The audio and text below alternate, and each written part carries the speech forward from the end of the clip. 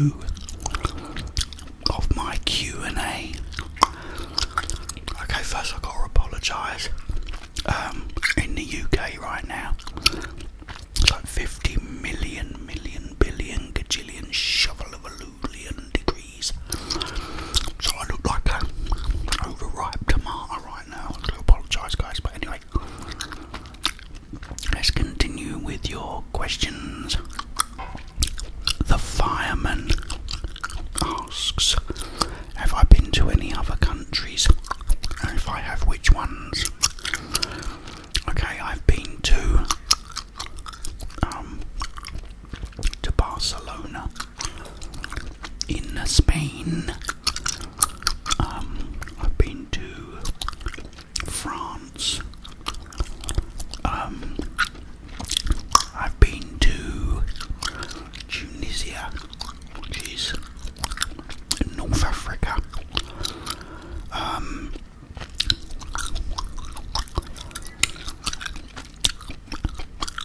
I've also been to other parts of Spain, like Costa del Sol or whatever.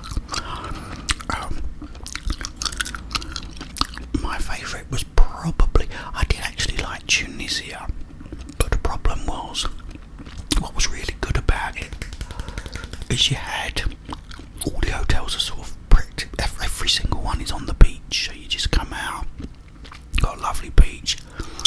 It's like really amazingly hot.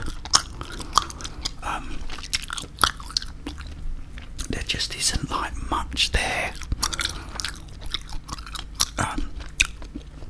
Whereas somewhere like, say, Spain, when I went there, you know, I got places to go and sort of places to eat, so you can sort of go out for the day in Spain, whereas in somewhere like, say, Tunisia, you're pretty much sort of confined to the hotel for food and everything else. You can go out and they have like really nice day trips, but although I did love France as well, it was funny because everyone said, oh, French people are really rude, and we went into this restaurant or some place we went, and the guy's like in there, you know, the typical sort of stereotype, you know, traverse la sauce, and you thought, oh bloody hell, I think I'm starting to agree, you know. But on the way back, we came back and we stopped off in this shop, and the woman in there that served us was the nicest woman in the world. So, you know, you can't just judge people. But yeah, I haven't been to many countries, but Barcelona was really nice as well, really clean, and I can't remember if it was Barcelona, one of the places their roads are like, there's no, you know, like our roads are all full of tarmac and they've all been dug up and then sort of tarmac over them and potholes, and this was like the cleanest road I'd ever seen, and it was like perfect, nothing wrong with it at all. But anyway, thank you for the question. Al Fettuccine asks, how did I pick my profile picture? What happened is I had this fan back in my old house, and I had a pair of sunglasses and this pair of fake Pioneer headphones. I thought I was getting a bargain because they were something like 250 quid, and I got them for 60. I thought, oh yeah, but it turned out they were fake, that's why they were cheaper. And one day I just was just looking at my fan, put the headphones on it and my sunglasses, and took a photo, and I just thought, I kind of like that.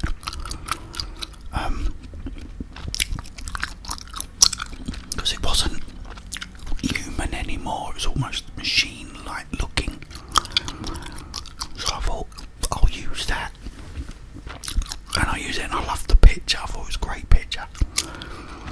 But yeah, I was just experimenting one day. I just put the sunglasses on and the headphones on it, and it came out and looked really good, and I thought, oh, I can use that. Looks kind of cool. So thank you for the question. XD KIKE says, how long have I been doing YouTube for? I started off, I really honestly don't know. I have no sort of concept of time. I'll watch a film and think, oh, this was only like a few years ago, and it'll be like 10 years ago. But I think it was around about 2017 I started properly doing this, as far as I know. I started off doing music videos, and I did like impressions and Find the Four and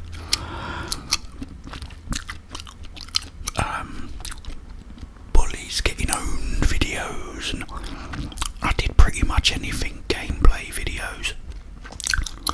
So doing all that must have been about 2016, 2017, something like that. But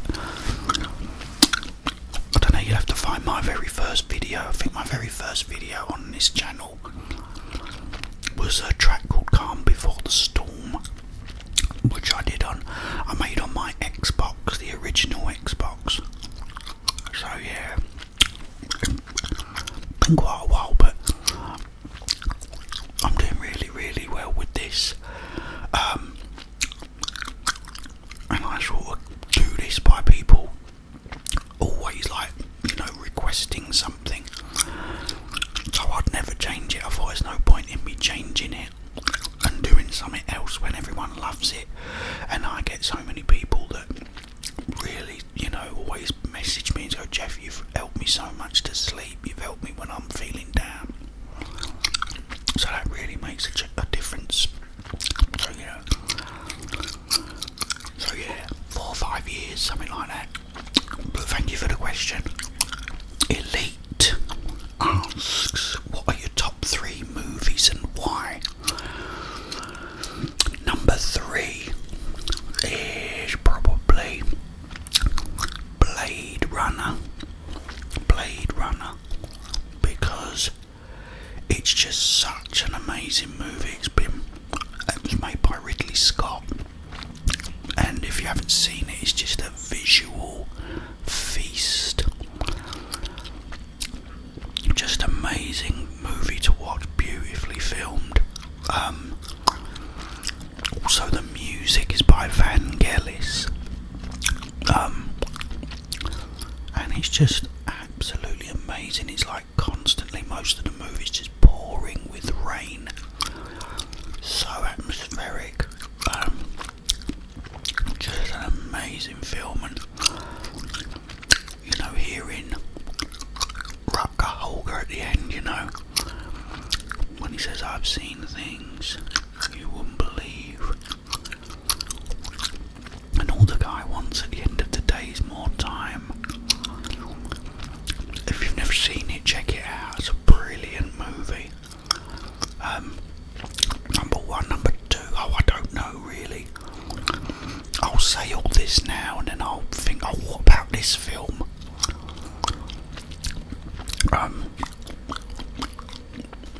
One that comes into my mind.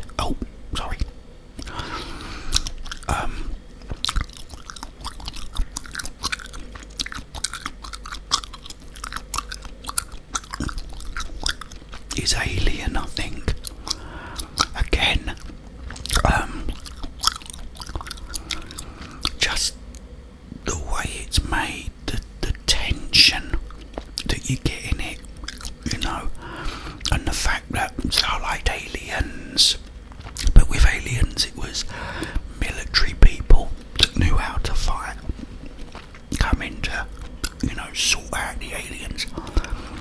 This one is just a normal crew, normal people that happen to be on board this ship with this big nasty alien, and boy is it this really, really, it really has a lot of suspense.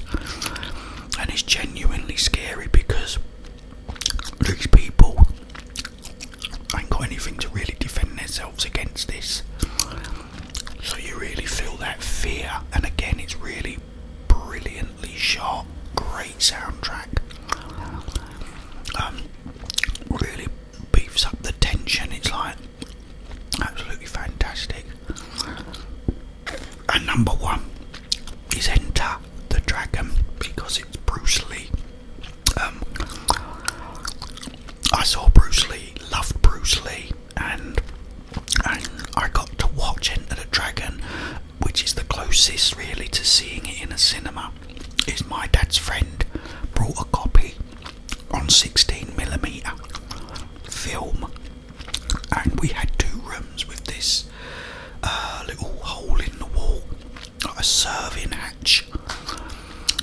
So they put the projector in there. He put round a big 7-foot screen, and we watched it on that in my living room. And it was just like being in the cinema. It was brilliant. And you know, because it's Enter the Dragon, it's just such a great movie. Poor John Saxon, we lost him the other day as well, which is really, really annoying. Who played Mr. Roper. But yeah, Enter the Dragon, just because it's just so amazing. But thank you for the question. Jack Charles asks, what got you into ASMR? Movies. Without me knowing, movies and music.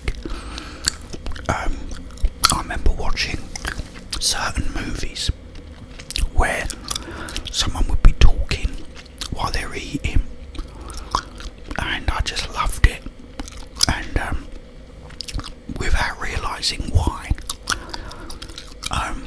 And it wasn't until I finally sort of, you know, once it started all coming onto YouTube, but I thought, hang on a minute, I actually do get this, and had done for years, you know.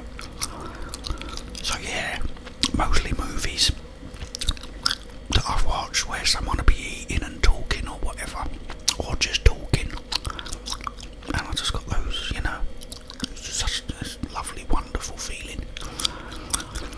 So thank you for the question. Billy Waynitz, I hope I've said that right, Billy Waynitz said, what did I do to clear my skin up? It's a good question. What happened? I finally went to this skin specialist in this hospital, and I walked in, and he looked and went, can I take some photos of you? Can I show you to my students?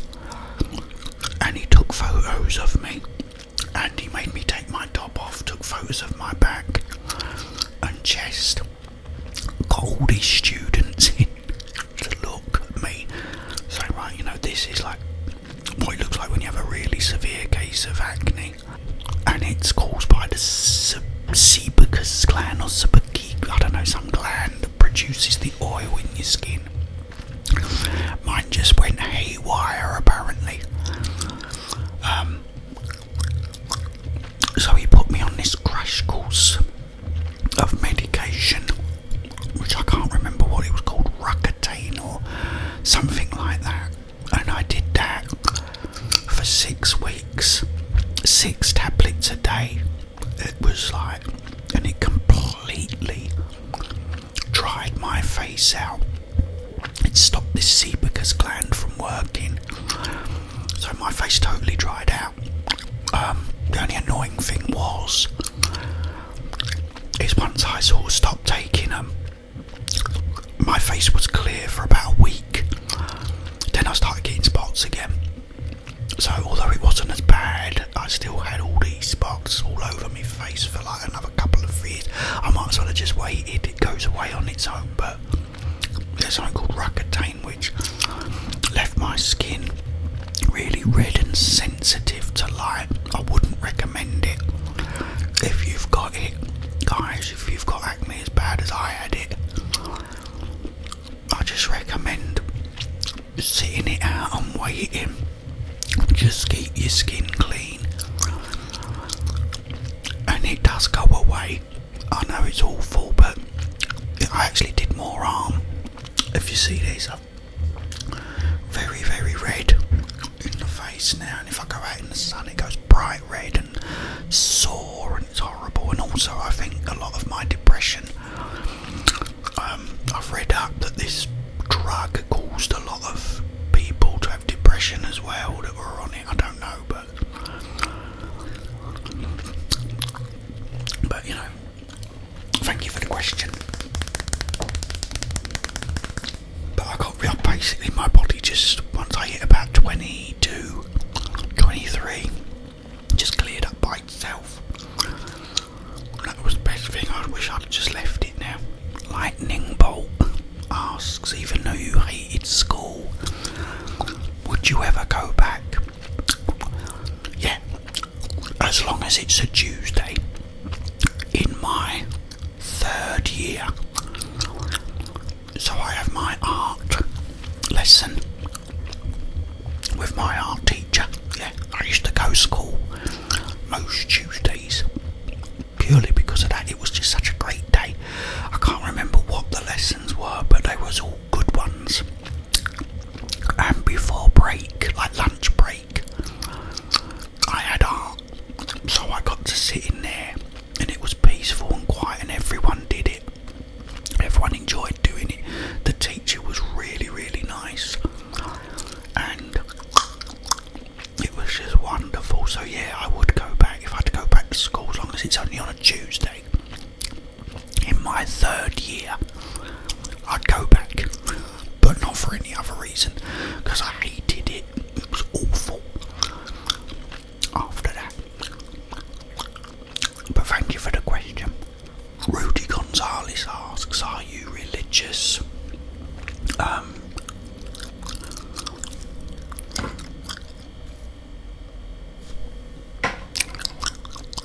If so, what do you believe? I'm not at all religious. Not at all. I don't know what happened with me when I was a kid, you know, and you have Santa Claus brings you presents when you're really little, you know. And when your tooth comes out and you put it under the pillow, and the fairy comes and takes it. And I remember when I was really, really little, my first tooth come out, and I put my tooth under my pillow. My mum said, put it under the pillow and the tooth fairy will come and give you 10 pence. I remember feeling under my pillow the next morning, there wasn't nothing under there, and I started crying. I thought, the tooth fairy never came. Anyway, I got up and lifted up my pillow, and there was 10 pence, and I thought, oh yeah, and it was so cool, you know. And then the Easter Bunny brings you eggs and all this stuff, and it was like with God, and for me it was the same thing. So I sort of, when I was little, and I thought, oh, well, God done all this, and he done that, and he done this, but why does he not do anything now, you know? This was back in the day when God did lots of stuff then, you know, and I believed in it all. But as I grew up, I just, you know, for me, realised that, you know,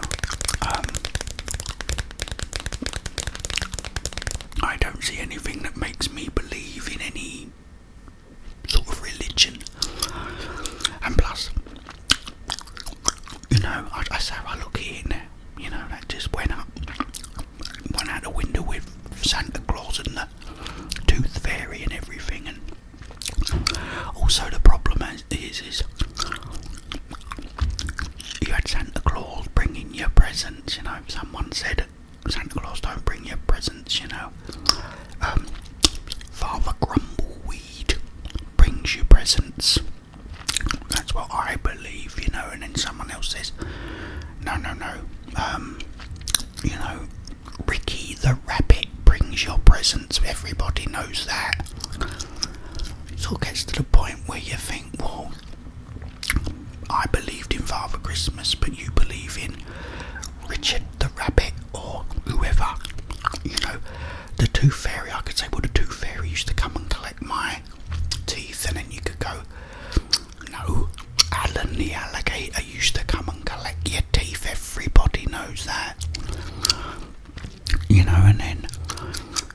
someone say, no, Benny the bunny rabbit collects teeth. You know, everyone knows that, you know. I just say my mum used to put 10 pence under the pillow and that's the end of it, you know. That's the problem. You know, it's not everyone worldwide believes in God and that you know, we all, well, not all of us, I don't believe in. There's just so many.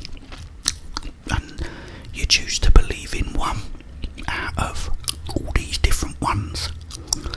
But you choose to believe that one, but not that one, that one, that one, that one, that one, that one, that one, that one, or that one.